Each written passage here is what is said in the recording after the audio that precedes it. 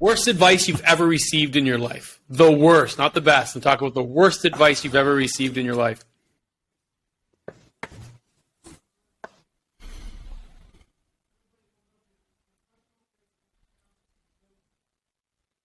The worst advice I've ever received in my life. Oh, fuck. Business-wise? Let's go business, we'll go personal. Oh, fuck. Business-wise would be... It would have to be don't buy any rental properties. Wow. And that was actually someone from who was inside of who we allowed to be inside of our organization at the time. And it was actually a family member of mine, no believe kidding. it or not, who hates me and hates my fucking guts, and I don't care, but like literally has told me, do not contact this person. She's like, do not contact me. Do not reach out to me. She hates me. This is somebody in my family, not my immediate family, but close enough. And when I started to branch out and do all this stuff, they were like, oh, you're fucking too big for your britches. You think the person who called me Nick Trump, that person. Yeah.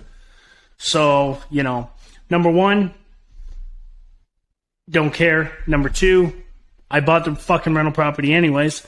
And number three, that's the worst advice. Don't buy a fucking rental property. Didn't listen. Glad I didn't. Here we are. Yeah. Personally, do you have one personally? Because you mentioned personal. I got a lot of fucking personal bad advice. I've just done a lot of stupid things in my youth. And I think a lot of people have. I think I've done exponentially more than most people. I've learned from everything now because I've reflected and I was able to kind of unpack why I did certain things.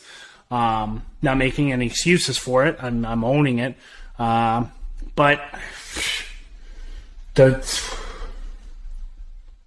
I don't know, probably something to do with fighting, I think, and getting into altercations, because that was very, like, where we grow up, as you know.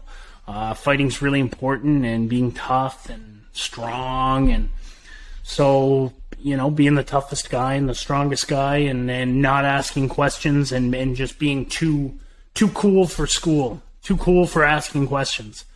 And having this super tough, masculine mentality where you need to know everything and you need to just be the fucking man all the time. And, it's just such bullshit. And once I shed that fucking shadow and emerged as a new person in terms of, my values, then it was off to the races. Masterful, Nick. I really appreciate your time here. We have a lot to unpack.